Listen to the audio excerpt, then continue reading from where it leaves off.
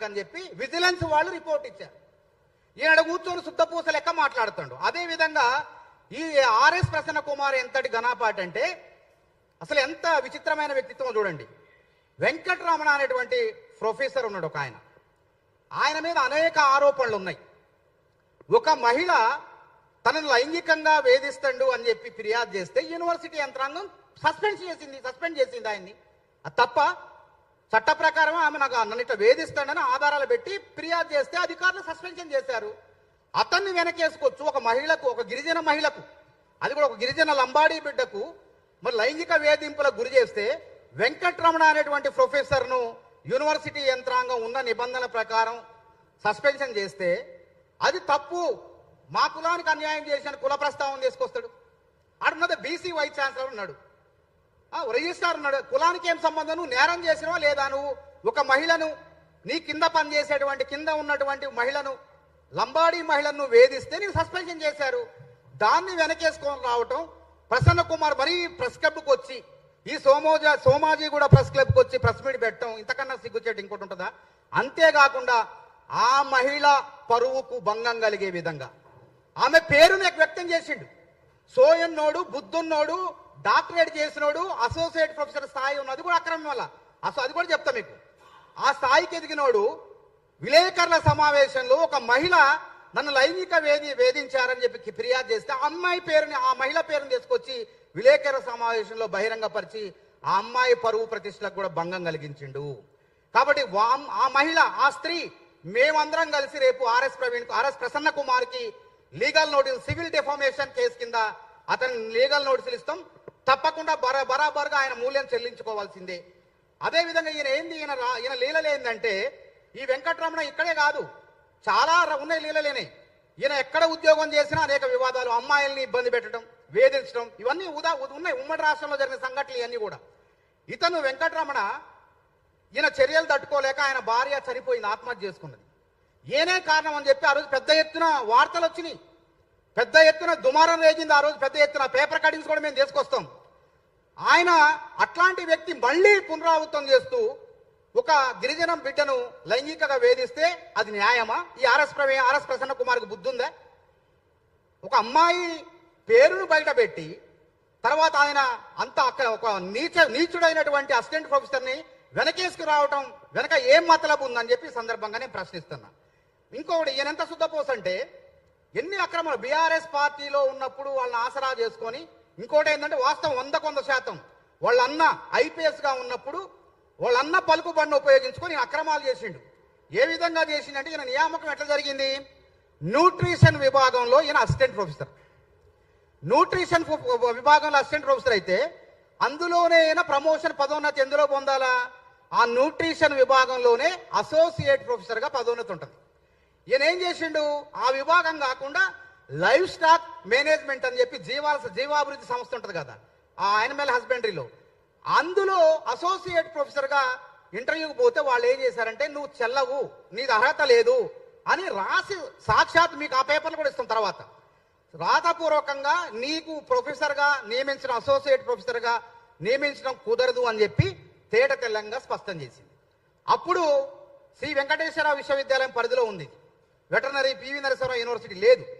అక్కడ ఉన్నటువంటి ఐఏఎస్ అధికారు ఎవరో ఉంటే ఆయన్ని ఆర్ఎస్ ప్రవీణ్ కుమార్ పలుకుబడితో నిబంధనలకు విరుద్ధంగా అసోసియేట్ ప్రొఫెసర్గా పదోన్నతి పొందిండు.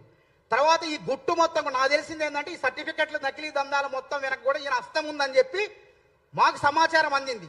కాబట్టి ఈ బాలాజీ నాయక్ గూడుపుటాని మొత్తం కూడా బయటకు వచ్చిందని భయపడి వెంటనే అసోసియేట్ ప్రొఫెసర్ పదవికి రాజీనామా చేసిండు. మేము ఒకటే యూనివర్సిటీ అని అంటున్నాం. అతను ఏ విధంగా అసోసియేట్ ప్రొఫెసర్గా జీతభత్యాలు పొందిండో, అక్రమంగా పొందిండు.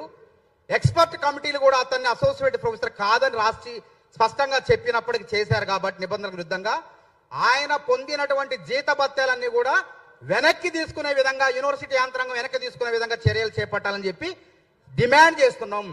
అదేవిధంగా గుగులోత్ బాలాజీ స్పష్టంగా మీకు ఇస్తాం, ప్రతి పేపర్ ఇస్తాం. అసలు యూజీసీ సర్టిఫికేట్ ఎట్లుంటుంది, నకిలీ యూజీసీ సర్టిఫికేట్ ఎట్లుంటుందో కూడా మీకు ఆధారాలు ఇస్తాం. ఈ బాలాజీ నాయక్ పెట్టినటువంటి నకిలీ యూజీసీ సర్టిఫికేట్ ఫోర్జరీ ద్వారా చేసిండు. కాబట్టి ఈ నకిలీ సర్టిఫికేట్ దందా ఎక్కువైంది. ఆ మధ్యకాలం మరీ ఎక్కువైంది. కాబట్టి ఆ దందా వెనక ఈ తయారు చేసి ఈ విధంగా ప్రతిభావంతుల జీవితాలని, జగదీష్ లాంటి ప్రతిభావంతుల జీవితాలను నాశనం చేసి ఆ ముఠా ఎవరైతే ఉన్నారో ఈ బాలాజీ నాయకు పైన తక్షణమే క్రిమినల్ చర్యలు తీసుకునే విధంగా, చట్ట ప్రకారం చర్యలు తీసుకునే విధంగా యూనివర్సిటీ యంత్రాంగం వెంటనే పూనుకోవాలి. మేము కూడా ప్రత్యేకంగా రాజేంద్ర నగర్ పోలీసులకు ఫిర్యాదు చేసినాం. కాబట్టి ఈ చట్ట ప్రకారం వారిపైన చర్యలు తీసుకోవాలి.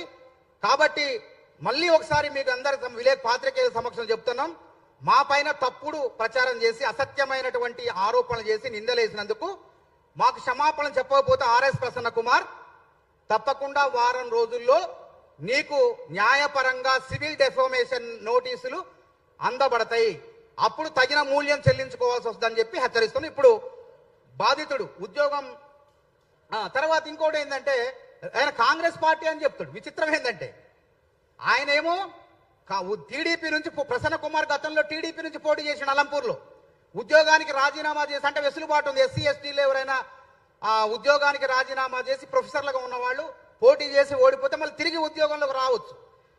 ఆ తెలుగుదేశం తరఫున పోటీ చేసి ఘోరంగా ఓడిపోయిన ప్రసన్న కుమార్కి రాజశేఖర రెడ్డి గారు భిక్ష పెట్టిండు. ఆ రోజు నిబంధనలు మార్చేసి ఇతనికి ఉద్యోగం ఇచ్చారు. ఉద్యోగం ఇస్తే ఆ విశ్వాసం కూడా లేకుండా ఈయన తిన్నింటి వాసాలు లెక్కబెట్టి యూనివర్సిటీ మొత్తాన్ని ఆగం చేయటం మొదలుపెట్టిండు. కాబట్టి ఇప్పుడు ఏం చెప్తాడు, ఈయన ఇంత అక్రమాలు చేసి, అవినీతి చేసి నేను కాంగ్రెస్ నాయకుడు అని చెప్తాడు. అదేవిధంగా రేవంత్ రెడ్డి గారు పరిపాలన చూడండి. వైస్ ఛాన్సలర్ నియామకం, ఉస్మానియా యూనివర్సిటీ, మొగలి కుమార్ ఒక మాదిగ బిడ్డ, ప్రతిభావంతుడు, మాదిగని చూడలాడా ప్రతిభావంతుడు, ఎన్నో అంతర్జాతీయ ప్రమాణాలు ఉన్నటువంటి పరిశోధనా పత్రాలు సమర్పించిందని చెప్పి ఉస్మానియా యూనివర్సిటీకి ఆయన నియమించండి. ఈ యూనివర్సిటీలో 12 యూనివర్సిటీల్లో వైస్ ఛాన్సలర్లు కూడా ప్రతిభావంతులు ఉన్నారు. అలాగే ఇక్కడ ఘనప్రకాష్ అనేటువంటి ఆయన్ని ప్రతిభావంతులైనటువంటి ఒక ప్రొఫెసర్ని వీసీగా నియమిస్తే మొన్న ఎడకొచ్చి వాళ్ళ మీద ఆరోపణలు. అదేవిధంగా రిజిస్ట్రార్ని ఎవరు నియమిస్తారు? వీసీ నియమించుకుంటాడు. అక్కడ ఎవరైతే సమర్థులు ఉంటారో, ప్రతిభావంతులు ఉంటారో, శరత్ చంద్ర అనేటువంటి అతన్ని నియమిస్తే అతన్ను డబ్బులు ఇచ్చి నియామకం చేసిందంటాడు. అసలు నువ్వు కాంగ్రెస్ పార్టీలో ఉన్నావా? ఏ పార్టీలో ఉన్నావు? మాకే తెలియదు, మేము కాంగ్రెస్ పార్టీలో ఉన్నాం, మాకే తెలియదు ఆయన ఏ పార్టీలో ఉండవు. అంటే ఒక ముఖ్యమంత్రి గారు రాజ్యాంగబద్ధంగా గవర్నర్ చేత నియామకం అయితే అట్లాంటి వ్యక్తులు వాళ్ళ మీద ఆరోపణలు చేస్తారు. నిజంగా వాళ్ళు ఏమైనా నీ లెక్క దందా మురం అమ్ముకున్నారు ఏడన్నా చూపి? అట్లాంటివి కాకుండా ఇంకో విషయం ఏంటంటే తెలివి తక్కువ అంటే ప్రసన్న కుమారు, మేము 12-20 మంది పోయి ధర్నా చేస్తే మా మీద ఆర్టీఐ పెట్టిండట. ఆర్టీఐ ఎవరి మీద పెడతారు? ప్రభుత్వ అధికారులు కానివ్వండి, ప్రభుత్వ వ్యవస్థలో, ప్రభుత్వ రంగంలో ఎవరైనా తప్పు చేస్తే, ఏదన్నా అవకతవకలు జరిగితే, అక్రమాలు జరిగితే ప్రభుత్వంలో ఉన్న వాళ్ళపైన ఆర్టీఐ పెడతారు. మరి మేము ఆ యూనివర్సిటీలో ఏ ఉద్యోగం లేం కదా, విద్యార్థి నాయకులుగా, నిరుద్యోగ నాయకులుగా వెళ్ళి ఇక్కడ అక్రమాలు జరిగిందని ఫిర్యాదు చేస్తే వాళ్ళపైన ఎందుకు చర్యలు తీసుకోలేదు అని చెప్పి ఆర్టీఐ పెట్టినాడు. తెలివిగల్లో కూడా మీరు అర్థం చేసుకోండి. మాకేం సంబంధం? ప్రైవేటు వ్యక్తులు, ఒక ప్రైవేటు వ్యక్తుల పైన ఆర్టీఐ ఉండదు. అది గుర్తుపెట్టి చట్టం తెలుసుకొని మాట్లాడండి మీరు ముందు. కేంద్ర ప్రభుత్వము, రాష్ట్ర ప్రభుత్వం, ప్రభుత్వ రంగ సంస్థల్లో ఉన్న వాళ్ళకే ఆర్టీఐ వాళ్ళు ఇస్తారు. ప్రైవేటు రంగ సంస్థల విషయాల్లో వాళ్ళు జోక్యం చేసుకోదు ఆర్టీఐ అనేది. కాబట్టి ఈ శుద్ధపూస మొన్న పెట్టినటువంటి ప్రెస్ మీట్ మొత్తం కూడా అసత్యం, అక్రమం. కాబట్టి అతని పైన, బాలాజీ నాయక్ పైన చట్టపరమైన చర్యలు తీసుకోవాల్సిందే. మళ్ళీ మేము పోరాటం, మేము పడుకున్నోళ్ళు లేపి గుద్దించుకున్నట్టుంది ఆర్ఎస్ ప్రసన్న కుమార్ వ్యవహారం, బాలాజీ నాయక్ వ్యవహారం. కోర్టు సింగిల్ జడ్జి తీర్పిస్తే మేమేమనుకున్నామంటే మళ్ళీ డివిజన్ బెంచ్కి పోదాం, ఇంకొంచెం ఉన్నత న్యాయస్థానానికి పై బెంచ్కి పోదామని చెప్పి మేము ప్రయత్నం చేస్తుంటే ప్రెస్ మీట్ పెట్టి ఇవాళ గొయ్యిదోవి ఆ గోతులో పడే విధంగా వాళ్లే చేసుకున్నారు.